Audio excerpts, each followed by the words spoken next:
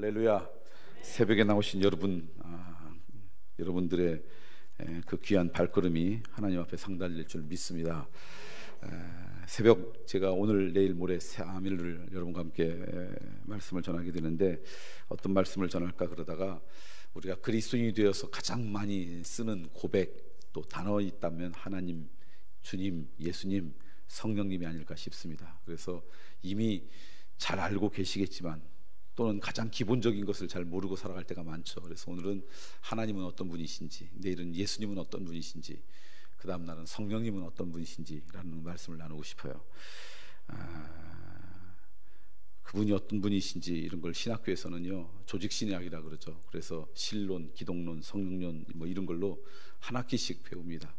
그리고 이것은 우리 김영보 목사님이 전공을 조직신학했기 때문에 누구보다도 여러분이 잘 배울 수 있을 거라는 생각이 들어요. 그래서 저는 조직신학적인 이야기 하려고 하는 게 아니고, 제가 성경을 읽고 묵상하다가 성경에서 깨달았던 하나님은 어떤 분이신지, 예수님은 어떤 분이신지 그 말씀을 좀 나누고 싶습니다. 하나님이 어떤 분이신지, 하나님의 모습들이 성경에 참 다양하게 나오죠. 그런데 어느 날 신약 성경을 쭉 읽다 보니까 아주 직설적인 표현으로 하나님은 이런 분이십니다 라고 아예 한 문장으로 그렇게 표현된 그 말씀이 딱 3군데가 나오더라고요. 그래서 오늘은 그 3군데를 여러분과 나누려고 합니다. 왜냐하면 적어도 하나님이 어떤 분이신지 우리의 삶 가운데 구체적으로 경험할 수 있는 하나님의 모습이라고 생각했기 때문입니다. 제일 먼저는 요한복음 4장에 있는 말씀을 한번 찾아보기로 원합니다. 요한복음 4장 말씀입니다. 요한복음 4장 24절 말씀 보면,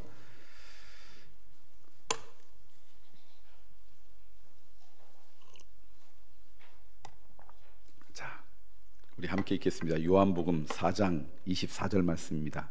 함께 읽습니다. 시작. 하나님은 영이시니 예배하는 자가 영과 진리로. 우리는 이렇게 하나님은 영이시니 이렇게 돼 있지만 원래 헬라어 성경, 영어 성경도 하나님은 영이십니다. 그리고 이렇게 설명해서 한 문장이에요. 하나님은 누구라고요? 영이시대요. 하나님이 영이시다는 이야기는 우리의 물리적인 이 눈으로 볼 수 있는 분이라는 거예요? 보이지 않는 분이라는 거예요? 보이지 않는 분이라는 거예요. 가끔 그런 분이 있어요. 나는 하나님 만났어요. 하나님을 자주 봬요.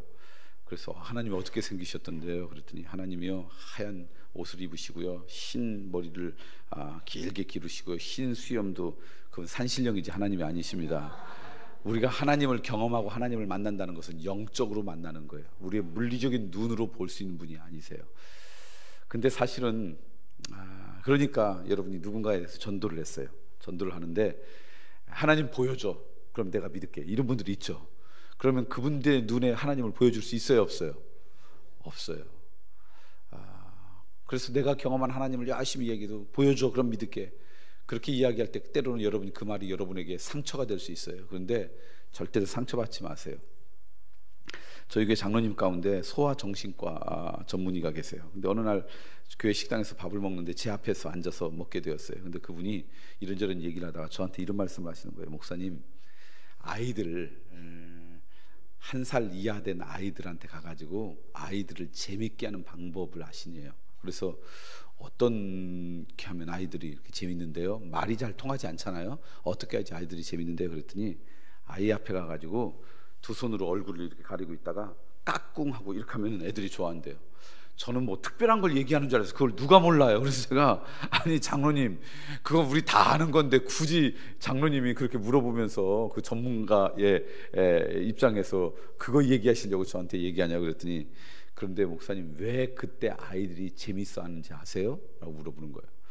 그래서 모르겠는데요 그랬더니 1살 이하 되는 아이들의 의식 구조, 인식의 구조는 자기 눈에 보이면 존재하고 보이지 않으면 존재하지 않는다, 그렇게 한다는 거예요. 제가 두 손으로 얼굴을 가리면 여러분은 제 손 뒤에 제 얼굴이 있다는 걸 알아요, 몰라요? 알죠? 여러분도 모르세요? 다 알잖아요. 이게 보이지 않아도 이 뒤에 얼굴이 있다는 건 다 알잖아요. 근데 1살 이하의 아이들은 이러면은 얼굴이 없는 줄 안대요. 근데 갑자기 까꿍하면서 얼굴이 나타나니까 신기한 거예요. 그래서 웃는다는 거예요. 그러니까 누군가가 전도할 때 하나님 보여줘, 그러면 내가 믿을 텐데 보여줄 수 없어요. 그래서 내가 보지 못하니까 못 믿어 그러면 그 사람들의 의식 수준이 몇 살 수준이라고요? 그렇게 생각하세요. 그렇다고 그 얘기를 그 사람들한테 얘기해야 돼요, 안 해야 돼요? 그러면 하면 상처받아서 절대 교회 안 나와요. 그러니까 그 얘기는 안 하지만 절대로 그렇게 이야기하는 것을 여러분들이 상처받지 말라는 거예요. 영적인 깨달음이 없으면, 영적으로 한 살 이하의 수준 같은 사람이면 절대로 그것을 깨닫지 못해요. 그런데 오늘 말씀은 하나님은 영이시다라고 하는 말씀이 그거 이야기하려고 하신 말씀은 아니에요. 오늘 말씀의 배경은 이렇습니다. 어느 날 예수님께서 사마리아 여인을 만났어요. 우물가에서. 그때 당시 남성과, 잘 모르는 남성과 여성이 대면하고 이야기하는 것도 쉽지 않은 그런 문화이었습니다. 그런데 특별히 유대인과 사마리아인이 대화했다, 이것은 평범한 일이 아니에요. 왜냐하면요, 여러분 이스라엘 역사를 이미 아시겠지만 솔로몬이 죽은 다음에 이스라엘이 남북으로 분열되었습니다. 그래서 북쪽은 10개 지파가 모여서 북이스라엘이라고 이루었고요, 남쪽은 유다 지파를 중심으로 해서 2개 지파가 모여서 남유다라고 불리웠어요. 근데 북이스라엘이 먼저 멸망했습니다. 아수르라고 하는, 우리 세계사 시간에 배운 이름으로는 아시리아라고 하는 나라로부터 멸망했어요. 근데 이 아수르라고 하는 나라는 멸망시킨 다음에 그들의 식민지 정책 가운데 하나가 뭐냐면 혼혈 정책이었어요. 거기 있는 사람들과 피를 섞어가지고 자기들의 민족의 자식을 자녀로 만들려고 하는 그런 정책을 있었죠. 그러니까 그곳에 있던 많은 유대인들이 남쪽으로 피난왔고, 또 많은 사람들은 이제 피가 섞였죠.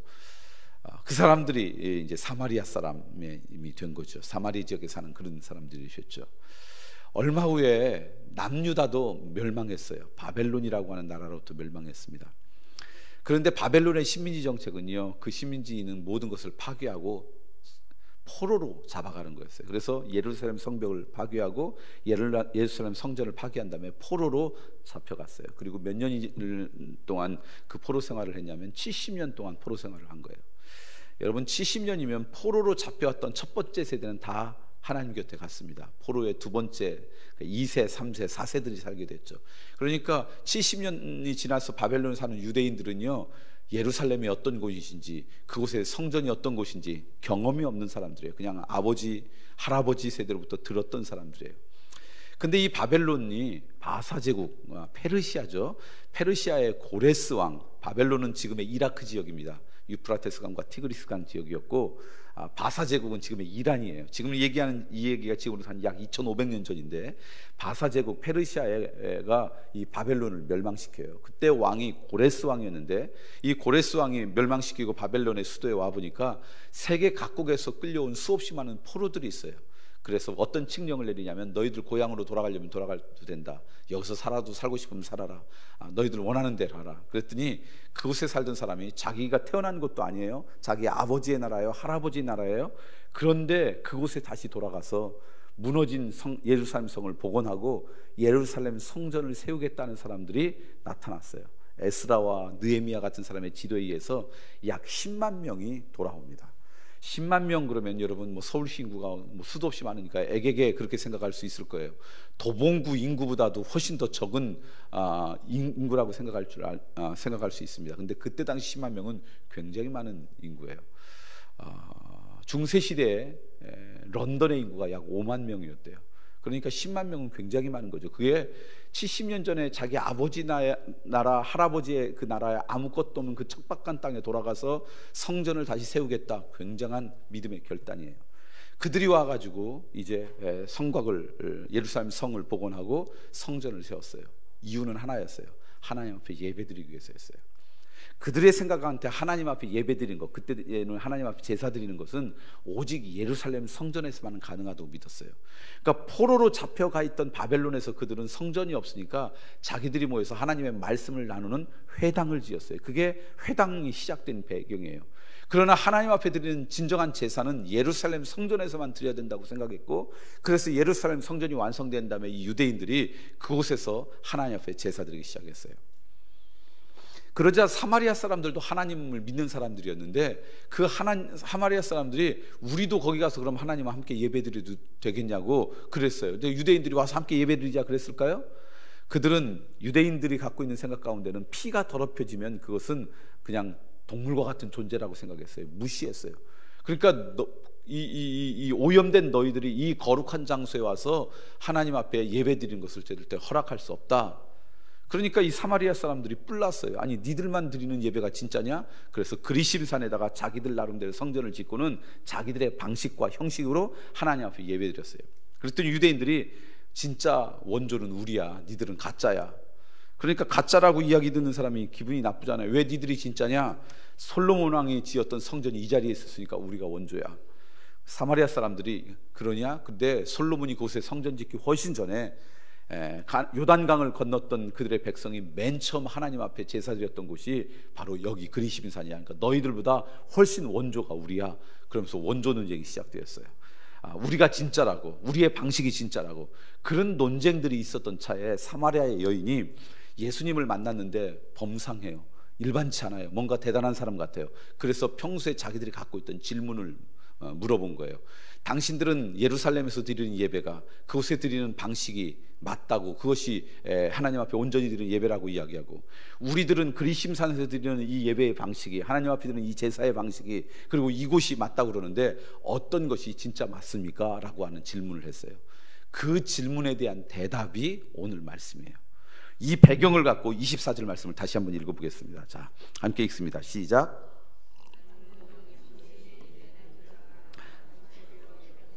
하나님은 영이시니 예배하는 자가 영과 진리로 예배할지니라. 어디서 예배 드리는 것이 중요하다고요? 별로 중요하지 않다고요. 어떤 형식과 방법으로 하나님 앞에 예배 드리는 것이 중요하다고요? 별로 중요하지 않다고요. 정말 중요한 것은 뭐라고요? 예배 드리러 나오는 우리의 태도, 우리의 마음가짐, 이게 중요하다. 이게 예수님께서 예배에 대해 말씀하신 유일한 말씀이에요. 어느 곳에서 예배를 드리고 어떤 방식으로 예배 드리고, 그것은 신학적인 문제가 사실은 아니에요. 문화적인 문제가 훨씬 큽니다. 그거보다 더 중요한 것은 하나님 앞에 나올 때 어떤 마음가짐으로 가지고 나오느냐, 이게 하나님께서 가장 우리를 위해 찾고 계시는 것이라는 거예요. 그럼 하나님 앞에 나와서 온전히 예배드리기 위해서 어떤 마음으로 나오라고요? 영과 진리로. 하나님이 영이시기 때문에 영과 진리로 주님 앞에 나오라라는 거예요. 그럼 질문이 생겨요. 영과 진리로 하나님 앞에 나온다는 게 뭘까? 어떻게 나오는 게 하나님 앞에 영과 진리로 나오는 것일까? 어떻게 여러분에게 이것을 설명할 수 있을까? 그렇게 고민하다가 제 얘기가 아니라 덴마크의 실존주의 철학자인 키에르케고라고 하는 사람이 이 부분을 해석한 해석이 있어요. 요즘도 예를 들면 중남미에서 태어나면 태어나자마자 다 캐톨릭 신자가 됩니다. 그 문화가 그래서 그래요. 몇 년 전에 저희 교회 연세 드신 권사님 한 분이 손자를 데리고 그 중남미에 있는 어느 한 나라에 이민을 가셨어요. 이제 여기에서 그 부모님이 먼저 가서 그냥 자리 잡는다고 있고, 그래서 혼자 할머니가 아이를 키우다가 부모님이 이제 자리를 잡았으니까 어머니 그 우리 아이하고 오세요. 이제 여기서 우리 삽시다. 그래서 이제 이민을 가게 됐어요. 근데 이제 그분들이 이 할머니한테, 우리 권사님한테 뭐라면, 올 때 이 아이가 교회에서 유아 세례 받았던 증명서 좀 떼오라고 그렇게 부탁을 했대요. 그래서 아니 그걸 왜 떼오냐 그랬더니, 여기는 이 아이의 뭐라 그럴까요? 뭐 주민등록 등본처럼 어떤 애인지 그거를 교회에서 영세 받은 걸 떼주면, 성당에서 영세 받은 것을 떼주면 그것을 인정하니까 이분들이 교회에서 유아 세례 받았던 거 그것을 해오라고. 그러니까 태어나면서부터 그냥 자기 의사와 상관없이 그냥 캐톨릭 신자가 되는 그런 문화였던 것처럼 옛날에 유럽이 그랬대요. 그러니까 사람들이 하나님 앞에 예배드릴 때마다 진정으로 예배드리지 못하고 형식적으로, 종교적으로 그냥 그렇게 그런 예배를 드린 거죠. 그때 키에르케고르가 이야기했던 것 가운데 뭐냐면, 신앙이라는 것은 그냥 내가 믿음의 가정에서 태어났다고 신앙이 되는 게 아니라 하나님 앞에 단독자의 모습으로 하나님과 나와 일대일 관계 가운데 인격적인 만남이 있는 것, 이게 믿음의 시작이다. 이제 그런 이야기를 이제 했어요. 그러면서 뭐라고 했냐면, 그래서 하나님 앞에 드릴 때마다 예배를 영과 진리로, 신령과 진정으로 예배드려야지 그냥 의무적으로, 형식적으로, 종교적으로 나오는 그런 예배 드리면 안 된다. 그러니까 사람들이 질문했어요. 그러면 영과 진리로 예배드리는 이 예배가 어떤 거냐? 그랬더니 키에르케르가 아주 쉽게 이렇게 생각했어요. 예배를 연극과 비유했어요. 여러분, 연극을 혹시 보지 않으셨더라도 상식적으로 판단해 보세요. 연극을 가면 무대 위에서 연기하는 배우가 있고, 관객의 객석에서 앉아서 구경하는 관객이 있어요. 예배도 똑같이 객석에 앉아서 그 예배를 보는 관객이 있고 무대에서 연기를 하는 배우가 있대요. 예배에서는 관객이 누구고 배우가 누구겠어요? 잘못 드리는 예배는요, 배우를 누구라고 생각하냐면 설교하는 목사님, 사회 보는 우리 장로님이나 목사님, 찬양하는 찬양대 이런 분들이 배우고 회중석에 앉아 있는 여러분들이 관객이라고 생각한다는 거예요. 이거는 전부 다 잘못된 예배라는 거예요. 영과 진리로 하나님 앞에 온전히 예배드리는 예배는 누구냐면 객석에 관객은 오직 한 분밖에 없다는 거예요. 누구라는 거예요? 하나님 한 분이 관객이고 예배드리는 모든 예배자, 설교하는 사람까지 포함해서 모든 예배자가 다 배우다. 이게 영과 진리로 드리는 예배라는 거예요. 이해가 되세요? 비몽사몽가 아니라 잘 이해가 되지 않으세요? 제가 그러면 이게 이해되기 위해서 여러분에게 몇 가지 질문을 할게요. 연극을 보러 갈 때 연극이 저녁 7시에 시작해요. 그러면 관객은 몇 시까지만 가면 괜찮은 관객이에요? 예의 있는 관객입니까? 7시까지만 가면 괜찮은 관객이에요. 배우는 몇 시까지 가야 돼요? 7시에가 연극이 시작해요. 배우는 몇 시까지 가야 돼요? 6시 반까지? 배우는 자기가 연기할 그 준비가 될 수 있는 시간 전까지 가야 돼요. 여러분의 질문할게요. 어제가 주일이었는데 주일 여러분 예배 드릴 때 예배 드리러 오실 때 배우셨습니까? 관객이셨습니까? 제가 섬기는 교회에도 예배가 시작된 다음에 한 4분의 1쯤 지났을까요? 그쯤에 장로님들이 이제 대표 기도를 하세요. 그런데 저희 교회 장로님들의 기도에는 능력이 굉장히 많으세요. 그래서 장로님들이 기도하러 올라가면 교회가 한 3분의 2쯤 차 있는데 기도가 끝나면 꽉 차 있어요. 얼마나 능력이 있는지 교인의 3분의 1을 동원시킬 만큼 그렇게 능력 있게 기도해요. 들을 끼는 자는 알아서 들으시면 좋겠어요. 그분들은 예배를 배우로 예배 드리는 거예요? 관객으로 예배 드리는 거예요? 관객은 오직 누구신데? 하나님 한 분이셔야 되는데 어느덧 오늘 우리들이 구경꾼으로 예배에 구경꾼으로 전락해요. 잘못된 예배라는 거예요. 내가 예배를 온전히 준비하기 전까지 와야 되는 거예요. 또 하나 여러분에게 질문할게요.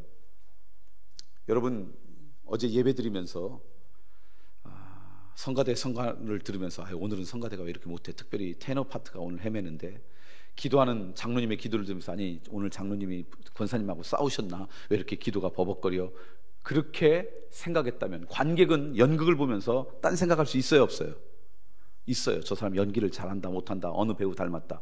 배우는 딴 생각할 수 있어요 없어요? 오직 연기만 해야 돼요. 여러분 예배 드릴 때 배우셨어요? 관객이셨어요? 혹시 여러분 예배 드리면서 그런 생각했다면 그것은 관객의 자리에 있는 거예요. 예배를 때는 그런 생각이 아니라 여러분의 전심을 다해서 하나님을 갈망하면서 예배 드려야 돼요. 하나 더 여러분에게 질문할게요. 연극이 끝났어요. 관객은 뭐 하면 돼요? 집에 가면 돼요. 밥 먹으러 가거나.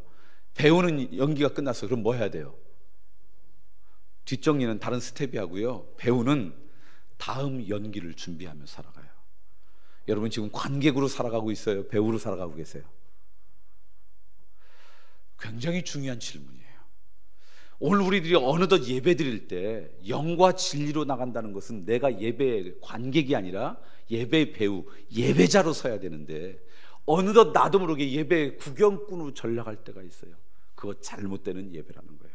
예수님은 예배 드릴 때 예배의 관객이 아니라 예배 드리는 배우로 여러분들이 영적인 갈망을 가진 사람으로 예배 드리기를 원한다, 그 이야기예요. 이렇게 하면 너무 추상적이에요. 그럼 내가 배우로 예배 드린다는 게 뭘까? 제가 보니까 여러분이 예배 드릴 때 두 가지를 가지고 예배를 드리면 영과 진리로 예배 드리는 사람이 돼요. 성경을 보니까 하나님께서 기뻐 받으시는 마음이 두 가지예요. 하나는요, 감사하는 마음이에요. 시편에 보니까 감사함으로 하나님께서 다스리는 그 궁전에 들어간다, 이렇게 표현되어 있어요. 쉽게 이해하기 쉬우면 이런 거예요. 천국에 가면 옛날엔 천국에 열쇠가 있는데 요즘은 그 열쇠가 암호키로 다 바뀌었어요. 근데 천국에 들어가는 암호가 뭔지 아세요? 감사라는 거예요. 오늘 우리가 감사하는 마음으로 하나님 앞에 설 때 하나님은 기쁨으로 그의 인생을 받으신다라는 거예요. 그러니까 예배 드릴 때마다 감사하는 마음으로 하나님 앞에 들어가는 거죠. 또 하나 열왕기상 18장을 보니까 하나님께서 정말 기뻐하시는 것, 하나님께서 임재하는 데서 필요하신 것 뭐냐면 회개하는 마음이에요. 열왕기상 18장 보니까 여러분 아시는 것처럼 엘리야가 이방 선지자들과 대결을 해요. 이방 선지자들이 뭐 그냥 이런저런 노력했지만 아무 일이 없어졌어요. 그때 이제 엘리야가 그 진짜 신이 참신이 누구냐 그럴 때 제단에 불이 임하는 거죠. 하나님이 임재를 하는 거죠. 그때 엘리야가 하나님 앞에 간구하기 전에 무너진 제단을 먼저 수축하였어요. 무너진 제단을 먼저 수축한다는 게 뭘까? 뭐 이 제단에 어디 뭐 쥐구멍이 있는 거 막는 거 이게 아니라 우리의 마음의 제단을 수축하는 거예요. 우리의 마음의 제단을 수축한다는 게 우리의 신앙적인 고백으로 뭐예요? 회개하는 거죠. 그래서 하나님 앞에 회개하고 하나님 앞에 감사하는 마음을 가지고 나올 때 하나님은 그 예배를 기쁨으로 받으세요. 근데 하나님 앞에 회개하고 그리고 하나님 앞에 감사하는 그런 고백으로 하나님 앞에 나오기 위해서 여러분들이 하셔야 될 것이 있다면 한 가지만 하시면 돼요. 제가 보니까 뭐냐면 예배드리기 적어도 10분 전에 이 자리에 앉는 거예요. 관객으로 예배드리지 말고 적어도 10분 전쯤 오셔서 뭐 하라는 얘기예요? 하나님 앞에 회개 기도하고 하나님 앞에 감사 기도하고 그렇게 예배드리면 여러분 예배가 달라져요. 예배가 달라지면 여러분의 인생도 달라져요. 예배에 성공하면 여러분의 삶도 변화돼요. 예배에 실패하면요 여러분 한 주일 동안 삶이 무기력해져요. 그게 우리 그리스도인의 삶이에요. 예배는 우리들에게 있어서 공기와 같습니다. 여러분 생각해 보세요. 이 방의 공기가 좋으면요 여러분 의사와 상관없이 호흡할 때마다 여러분은 강건해져요. 이 방의 공기가 나쁘면요 여러분의 의사와 상관없이 호흡할 때마다 여러분은 건강을 잃어버려요. 예배는 우리 그리스도인으로서의 영혼의 공기와 같아요. 그래서 예배가 은혜가 있으면 그 자리에 있는 것만으로도 여러분들이 여러분의 삶에 은혜와 은총이 넘쳐요. 근데 예배가 은혜롭지 못하면요 여러분은 무기력한 인생을 살아갈 수밖에 없어요. 동의하십니까? 그런데 예배가 은혜로우려면요 적어도 여러분 안에 하나님께서 연락받는 하나님의 임재를 경험하는 예배를 드려야 되는데 그러려면 영과 진리로 나와야 된다는 거예요. 여러분이 관객 가운데 앉지 말라는 거예요. 여러분이 예배자로 배우로 쓰라는 거예요. 그러기 위해서 중요한 것은 회개하는 마음과 감사하는 마음이에요. 그러려면 그럴 시간이 있어야죠. 그럼 10분 전에는 적어도 그 자리에 나오라는 거죠. 저는 제가 섬기는 교인들한테 조금 더 구체적으로 이렇게까지 이야기해요. 집에서 교회까지 오는데 2번은 10분 걸렸어요. 3번은 15분 걸렸어요. 2번은 20분 걸렸어요. 그러면 여러분 집에서 교회까지 몇 분 걸린다고 생각해야 돼요? 20분 걸린다고 생각하고 그리고 와야 돼요. 그런데 대부분 어떻게 생각하냐면 어느 날 정말 운이 좋아서 빨간불을 거의 안 걸렸어요. 그냥 파란불이었어요. 그래서 8분 만에 교회 도착했어요. 그러면 나는 집에서 교회까지 몇 분 걸린다고 늘 생각해요? 8분 걸린다고 생각해요. 그러니까 늘 교회 올 때마다 장로님 기도에 응답으로 오게 되는 거예요. 여러분 교회까지 있는 것이 여러분 주차장에서 교회 주차장까지입니까? 여러분 방에서 이 자리까지입니까? 근데 우리는 계산을 어떻게 하냐면 집안 주차장부터 교회 주차장까지 생각해요. 그러니까 교회 올 때마다 장로님 기도에 응답으로 오게 돼요. 이런 마음 가지는 분 계세요? 근데 20분이라고 생각하는데 그날은 빨리 와가지고 교회 왔더니 10분 전이 아니라 30분 전에 오면 어떻게 해요? 억울해서. 그게 억울할 겁니까? 그때는 뭐 하는 거예요? 더 많이 기도하고요. 그리고 그날 말씀 전할 성경이 어떤 거지 성경도 미리 좀 읽고요. 찬송도 미리 좀 찾아나고요. 설교 시간에 주보 이것저것 읽는 게 아니라 미리 주보도 읽고 마음을 준비하고 그렇게 예배를 드려보세요. 그러면 예배가 달라지겠어요? 안 달라지겠어요? 달라져요. 저희 교회 어느 교우 이야기를 좀 하고 싶어요. 이분은 평생 교회를 안 다녔어요. 결혼할 나이가 돼서 누가 소개팅을 해서 소개팅에 나갔는데 나온 자매가 너무 이뻐요. 너무 자기 마음에 들었어요. 이쁘다는 것도 주관적이잖아요. 이분 눈에는 너무 이쁘게 보인 거예요. 그리고 그냥 너무 마음에 들어요. 그래서 이제 데이트를 하려고 하는데 이 자매가 혹시 교회 다니시냐고. 나는 크리스천 가족이고 나는 신앙의 사람이기 때문에 믿음의 사람하고 결혼하는 게 오랫동안 꿈이었다고. 이 사람 한 번도 교회를 나가본 적이 없잖아요. 그러니까 이 사람을 놓치고 싶지 않아서 내가 교회 나가겠다고, 오늘부터 나가겠다고. 그래서 그 자매를 따라서 나온 게 첫 번째 교회였어요. 그 자매가 우리 교회 청년이었어요. 그리고는 그렇게 데이트를 했고 결혼을 했어요. 그리고 18년 동안 교회를 다녔어요. 웬만한 남자가 교회 다니겠다고 약속하고 결혼했지만 결혼한 다음에는 언제 들었냐는 식으로 그런 사람인데, 이 사람은 책임감 있는 사람이었어요. 인격적인 사람이었어요. 그 약속 지키기 위해서 18년 동안 교회를 다녔어요. 그런데 예수님을 믿지는 않았어요. 그럴 수 있어요, 없어요? 있어요. 가정의 평화를 위해서 교회를 나온 거죠. 그런데 여러분, 교회에 빠지지 않고 열심히 나와요. 그러면 조금 있다 교회에서 세례 받으라고 해요. 그럼 그건 받는가 보다 받았어요. 또 열심히 부인을 따라서 그냥 나왔더니 조금 있다 집사도 줬어요. 그래서 집사예요. 근데 예수님은 안 믿었어요. 근데 원치 않았던 일이 벌어지기 시작했어요. 어느 날 부인이 성경 공부 함께 했으면 좋겠다 그래요. 근데 결혼하기 전에 그 약속을 했어요, 안 했어요? 안 했으니까 그거는 약속 안 했다. 주일은 빠지지 않고 당신하고 가지만 그거는 안 하겠다고 거절했어요. 그런데 부인이 자꾸 요청해요. 그리고 이제 나이는 조금씩 먹어가요. 이제 30대가 지나서 40대가 이제 후반이 오고. 근데 여러분 아세요? 나이가 들면 남자들은 여자들 말 잘 듣잖아요. 그게 생존이잖아요. 생존의 지혜잖아요. 혹시 여러분 남편 예수 믿지 않아서 고민인 분들, 어제도 제가 하나 비결을 알려줬어요. 빨리 이민 가시라고. 또 하나 알려드릴게요. 기도하세요. 빨리 늙으라고. 그러면 여러분 말 듣고 이제 예수 잘 믿을 거예요. 이분이 그러다가 어느 날 부인 얘기 들어주는 게 가정의 평화를 위해서 자기 신상에 좋겠다 생각해서 그 부인 따라서 성경 공부에 참여했어요. 태어나서 처음 하는 성경 공부죠. 근데 그 성경 공부가 하는 동안에, 그 성경 공부가 마친 다음에 다른 거는 하나도 기억이 안 나는데 한 가지만 내 삶 가운데 실천하자. 그 실천이 뭐였냐면, 그 성경 공부를 제가 인도하는 성경 공부인데 그게 이거였어요. 여러분에게 얘기했던 예배가 변화해야지 여러분의 인생도 변합니다.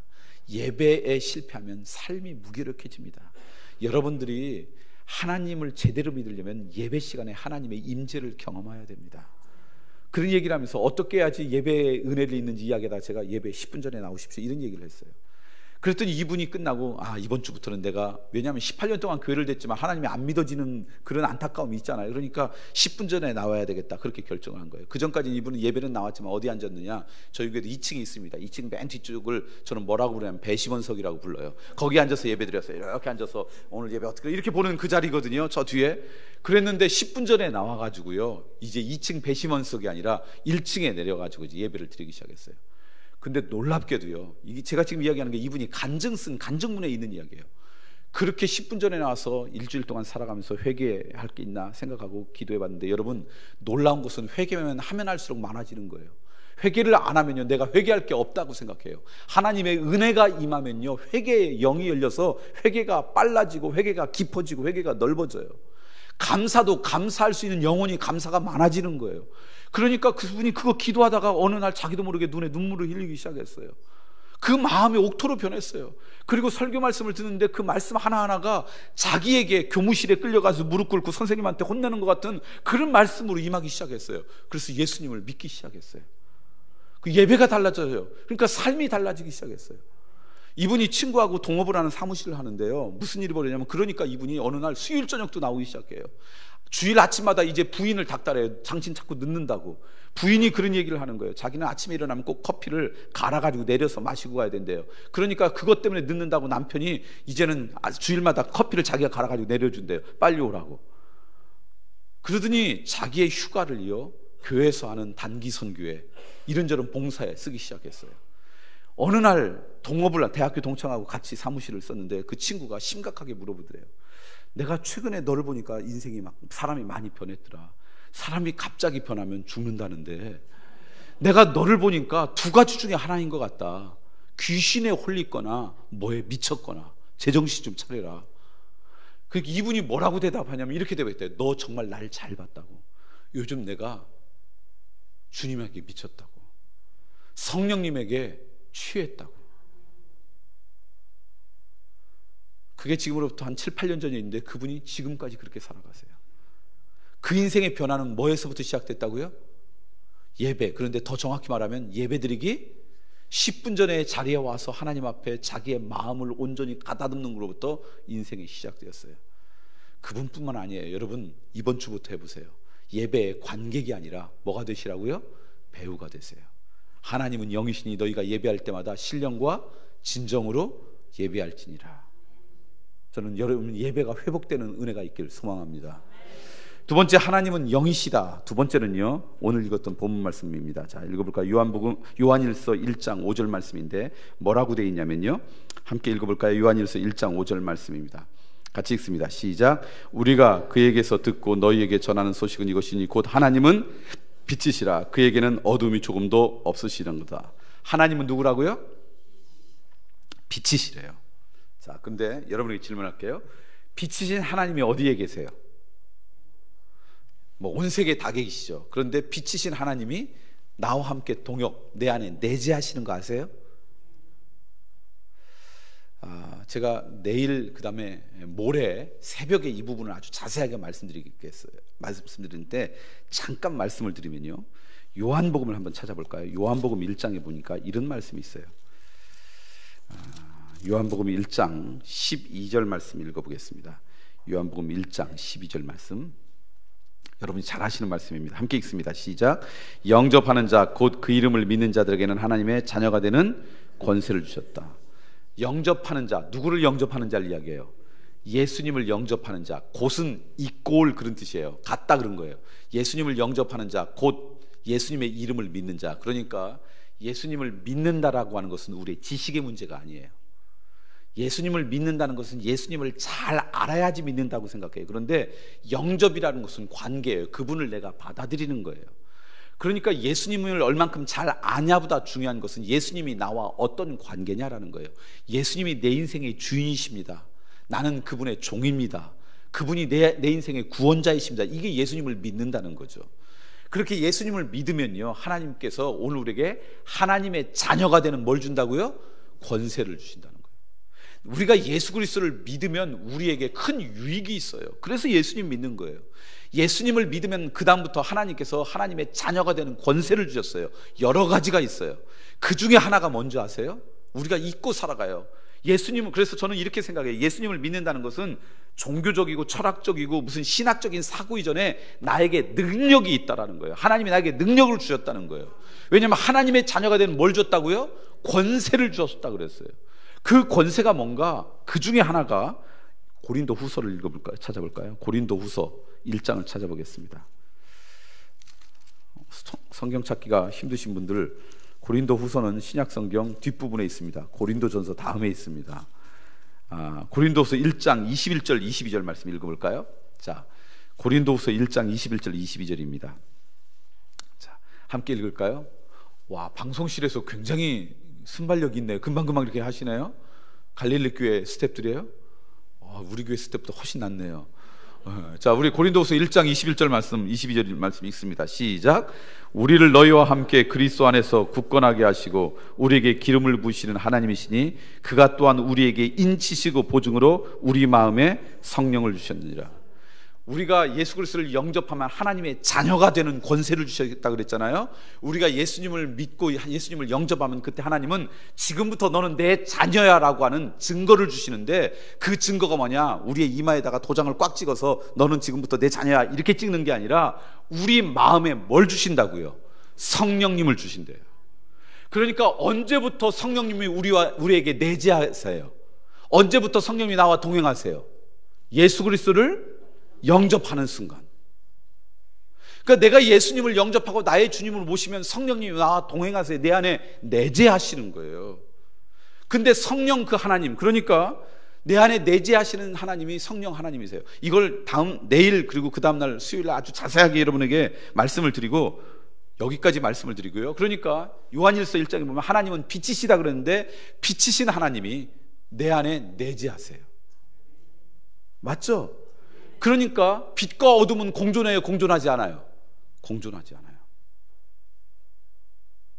빌립보서 2장 13절에 보면 이렇게 했어요. 우리 안에 거하시는 하나님이, 그러니까 내 안에 내재하는 하나님이니까 성부 하나님이에요, 성자 하나님이에요, 성령 하나님이에요. 성령 하나님이 하시는 것 가운데 하나가 뭐냐면 하나님께서 기뻐하는 것을 소원하게 소망하는 마음을 주신다 그랬어요. 그러니까 내가 예수님을 영접해서 성령님이 나와 함께 하시면 그 다음부터 무슨 일이 벌어지냐면요, 어두움 근처에 가면 불편해요. 그래서 함께 동거하지 못해요. 그게 힘들어요. 그래서 그때부터 내 안에 갈등이 시작돼요. 그리고 내가 하나님을 의지하면 의지할수록 어둠과 멀어져요. 그래서 예수 믿으면 그의 인생이 변해야 안 변해요? 변하게 돼 있는 거예요. 성령님이 나를 통치하면 통치할수록 어둠으로부터 멀어져요. 성령님이 나를 통치하는 것을, 온전히 통치하는 것을 성경에서 뭐라고 하냐면 성령 충만이라고 불러요. 그분은 빛이셔서 어둠과 동거할 수가 없어요. 그래서 우리는 어둠과 멀어지는 거예요. 그러니까 여러분, 내가 거룩해진 다음에 예수님을 믿는 거예요? 거룩하지 못하니까 예수님을 믿는 거예요? 누군가를 전도하라 그랬더니 목사님은 좀 내버려 주세요. 저 사람 끊을 거 끊고 정리할 거 정리하고 그 다음에 예수님 믿게 하겠어요. 이 말이 맞아요, 틀려요? 틀려요. 여러분, 뭐하고 똑같냐면요, 몸이 여러분 때가 있어가지고 목욕탕 가야 하는 거지, 목욕탕 가기 전에 집에서 초벌로 때 벗기고 목욕탕 가는 사람이 있어요? 나 혼자 스스로 온전해지지 못하니까 주님을 믿는 거예요. 그래서 저는 이렇게 이야기해요. 교회는 병원이에요. 여러분, 병원에 가면 건강한 사람이 많습니까? 아픈 사람이 많습니까? 병원에 갔는데 이곳은 왜 이렇게 아픈 사람만 많아? 이건 별로 안 좋은 병원인 것 같다 라고 그 병원을 나오면 지혜롭지 못한 사람이에요. 좋은 병원일수록 많이 아픈 사람이 있습니까? 조금 아픈 사람이 있습니까? 많이 아픈 사람이 있어요. 그곳에서 회복되는 곳이 병원이죠. 예수님이 뭐라고 하냐면 나는 의인을 부르러 온 것이 아니라 누굴 부르러 왔다고요? 죄인을 부르러 왔다 그랬어요. 그래서 교회는 죄인이 많은 곳이에요. 그분들이 회복되는 곳이 교회예요. 좋은 교회일수록 어떤 사람이 더 많겠어요? 왕창 아픈 병원인 것처럼 정말 망가진 사람이 많은 게 좋은 병원이에요. 그런데 어떻게 저 사람이 교회 나올 수 있어? 이러면 안 돼요. 저러니까 교회 나오는 거예요. 그래서 하나님의 은혜로 그가 날마다 치유되는 것, 이게 교회예요. 저는 여러분들이 섬기는 교회들이 다 그런 교회가 되길 소망합니다. 이걸 깨다니까요, 우리의 시각이 바뀌어요. 목사님 저도요, 한때 이런 마음 가졌어요. 아니, 예수를 믿는 사람이 아직도 저래? 아니, 어떻게 저런 사람이 예수 믿는다고 할 수 있어? 이런 마음이 드는 사람들이 있었어요. 그런데 어느 날 이 말씀을 깨닫고 나니까 무슨 생각이 드냐면, 그래도 저 사람이 교회 나오니까 저 정도지. 그래도 주님 앞에 서서 예수님 믿으려니까 그 예수님 때문에 조금씩 변해서 저 정도 되는 거지, 교회마저 안 나왔으면 더 개차반으로 살았을 거 아니에요? 우리는 깨끗해서 주님 앞에 구원받은 게 아니에요. 하나님의 은혜로 구원받은 거고요, 날마다 주의 은혜로 조금씩 회복되어져 가는 게 우리의 인생이에요. 그래서 빛이신 하나님이 내 안에 내재하면 그게 죄인지 그때 보이기 시작해요. 그전에는 그게 죄인지도 몰랐어요. 그러니까 그 죄와 함께 있는 게 불편해요. 그래서 그것 때문에 씨름해요. 그러면서 날마다 우리들이 빛된 인생으로 나아가는 것, 이게 우리 그리스도인의 삶이라는 거예요. 제가 옛날에 미국에 있을 때 미국 어느 잡지를 봤더니 재미있는 글이 하나 실렸어요. 캘리포니아에 있는 어느 조그만 도시에 깽단이 있었대요. 한 20년 된 깽단인데 어느 날 그 깽단의 부두목이 예수님을 믿은 거예요. 빌리그레암 목사님 집회에 갔다가 예수님을 믿었대요. 그랬는데 놀랍게도 정말 예수님을 믿었더니요, 깽단하는 게 견딜 수 없는 거예요. 너무 불편한 거예요. 근데 깽단을 그만두려면 뭐 어떻게 돼요?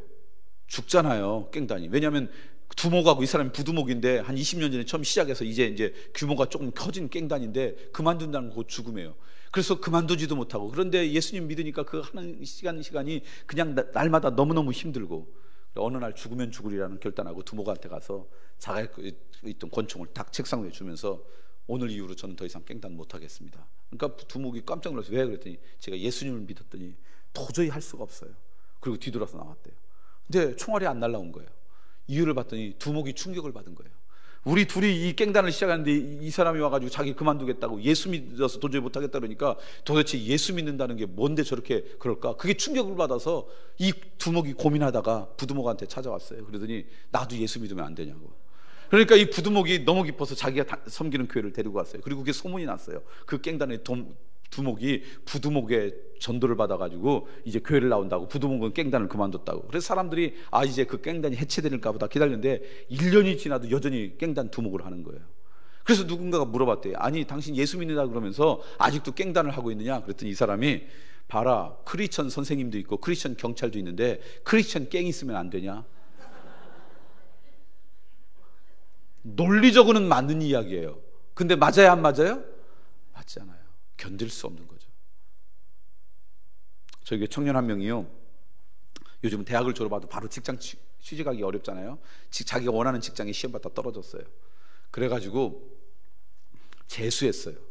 공부도 열심히 했지만 주일마다 나와서 그냥 열심히 기도했어요. 어느 날 예배를 끝났는데 와서, 목사님 기도해 주세요. 이번 주에 제가 가려고 하는 이 직장 시험 보러 가요. 그래서 기도해 줬어요. 얼마 후에 또 와서 목사님 필기에 붙었어요. 면접하러 가요. 기도해 주세요. 제가 그 직장에 가면 직장 선교사라고 생각하고 그곳에서 직장 생활도 열심히 하지만 크리스천으로 모범이 되고 그냥 그런 인생으로 살아가겠어요. 기도했어요. 이 친구가 열심히 노력하고 하나님의 도우심으로 자기가 원하는 회사에 취직했어요. 그래서 너무 기쁘다고 직장 생활을 하는데 한 6개월, 한 8개월쯤 지났나 어느 날 예배 끝나고 나오는데 그 친구가 저한테 오더니 이러는 거예요. 목사님 죄송해요. 뭐가 죄송한데 제가 알고 봤더니 가짜였어요. 제 신앙이. 그래서 뭐가 가짜였는데 그랬더니 이 친구가 직장 선교사로 하나님이 주신 직장이라고 생각하고 이제 가가지고 열심히 그리스도인답게 생활하려고 하는데, 여러분 직장 생활하는 분 아시잖아요. 이제 들어간 신입사원이 할 게 뭐 있어요. 그냥 선배들이 시키는 건가 하죠. 그러는데 어느 날 끝나고 회식 가자 그래가지고 이제 밥 먹는데 술을 한 잔씩 주는데 저는 술을 먹지 않습니다. 저는 크리스천입니다. 그랬더니 옆에 있는 사람이 뒤통수를 치면서 야 나는 교회 집사야. 그러면서 막 따라주더라는 거예요.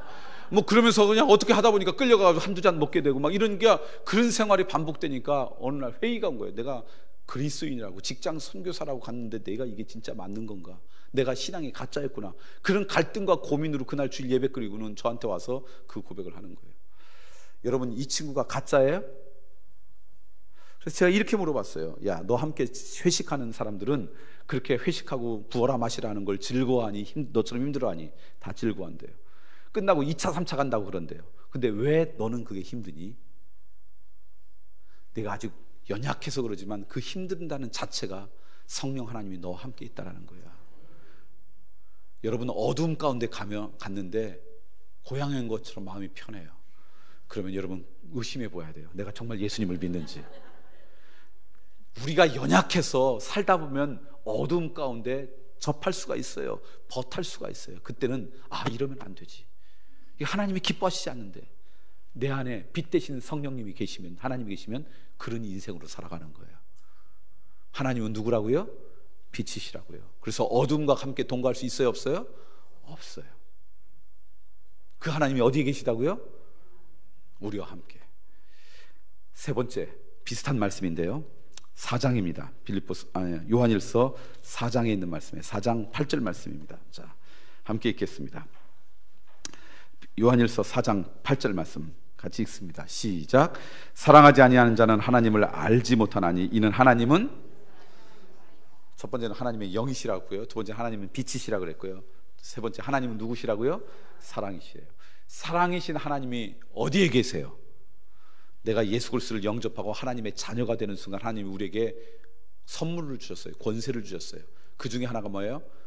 하나님의 자녀라는 증거로 우리 안에 성령님을 주셨어요. 그 성령 하나님이 어떤 분이라고요? 사랑이시래요. 그러니까 내 안에 계신 그 하나님이 나를 다스리면 다스릴수록 우리의 사랑의 영역은 넓어져요. 깊어지는 거예요. 여러분 평소에 오늘 우리도 사랑할 수 있어요. 근데 우리의 사랑은 제한적이에요. 나한테 잘해주는 사람은 사랑해요. 근데 내가 싫어하는 사람, 미워하는 사람 사랑할 수 있어요? 없어요? 없어요. 그게 우리의 연약한 우리의 감정이에요. 보니까 제일 전염성이 강한 것이 있다면 그것은 미움이에요. 어느 날 여러분 교회에 누군가가 미우기 시작해요. 그러면 그게 어떻게 변하는 줄 아세요? 그 사람하고 웃으면서 이야기하는 사람도 미워져요. 나한테 아무 잘못도 없는데 그 사람이 맛있게 먹는 음식도 갑자기 밥맛이 떨어져 보여요. 그 사람이 입은 옷도 꼴불견처럼 보여요. 미움이라는 게 그만큼 전염성이 강해요. 그래서 여러분 미움의 감정이 들어오면요, 그것은 우리의 의지나 이성으로 이길 수가 없어요. 왜냐하면 우리의 이성과 의지와 감정 가운데 가장 먼저 우리의 인생 가운데 발달되기 시작한 게 감정이기 때문에 우리의 이성과 의지는 그 다음에 작동하게 돼 있어요. 우리의 사랑의 한계가 적어요. 그런데 내 안에 계신 그 성령 하나님이 사랑이시래요. 그분이 나를 통치하면 통치할수록 내 사랑의 영역이 넓어져요. 어느 날 그 인생이 불쌍해 보이기 시작해요. 하나님이 나한테 은혜 주시면. 은혜 주신다는 얘기는 뭐냐면 내 안에 성령님이 나에게 더 많이 나를 다스리신다는 거예요. 그러면 그 사랑의 영역이 넓어지시겠어요. 나중에는 누구까지 사랑할 수 있어요? 성경에 있는 것처럼 그래서 원수까지 사랑하는 거지, 내가 사랑이 많은 사람에서 그래서 사랑하는 게 아니에요. 오늘 우리의 사랑은요, 나 하나 사랑하는 것도 급급한 인생이에요. 내 안에 계신 사랑, 여러분 보세요. 그래서 여러분 결혼하신 분들 아실 거예요. 은혜가 풍성하고 은혜가 넘칠 때는 부부관계도 좋아요. 은혜가 바닥이 나면요 갈등도 심해요. 안 그러던가요? 안 그런 척하고 앉아 계시나요? 하나님은 누구라고요? 사랑이시래요. 그래서 내 안에 계신 사랑이, 하나님께서 나를 다스리면 다스릴수록 우리의 사랑의 영역이 넓어져요. 저는 여러분의 섬기는 교회, 하나님, 사랑이신 하나님의 은혜의 흔적이 풍성히 남는 그런 은총이 있길 간절히 소망합니다. 자, 오늘 하나님은 어떤 분이십니까? 하나님은 첫 번째 어떤 분이시라고요? 영이시라고 그랬어요. 영과 진리로 하나님 앞에 나아가라. 여러분, 예배의 관객이 아니라 배우로, 예배자로 늘 쓰시는 여러분이 되기를 소망합니다. 한 가지만 하시라고 그랬어요. 뭐 하라고요? 예배드리기 얼마까지? 10분 전까지. 그래서 회개하고 그리고 감사하는 그런 심령으로 살아가십시오. 두 번째, 하나님은 누구라고요? 빛이시라 그랬어요. 빛 대신 하나님이 내 안에 내재하시기 때문에 어둠과 동거할 수 없어요. 어둠 앞에 쓸 때마다 여러분이 이기려고 하지 말고요, 그때마다 성령님을 초청하십시오. 하나님을 의지하십시오. 그러면 여러분의 삶 가운데 어둠이 떠나갈 줄 믿습니다. 하나님은 사랑이시라 그랬어요. 하나님의 은혜 가운데 거하십시오. 그러면 여러분의 사랑의 영역이 넓어질 거예요. 그래서 여러분을 통해 사랑의 흔적들이 남을 거예요. 사랑이 어느 날 메말랐습니까? 하나님과의 관계에 문제가 있다고 여기시고 하나님 앞에 진실되게 나아가는 은총이 여러분 가운데 있길 소망합니다. 오늘 하루가 이 하나님과 동행하는 은혜가 있길 간절히 소망합니다.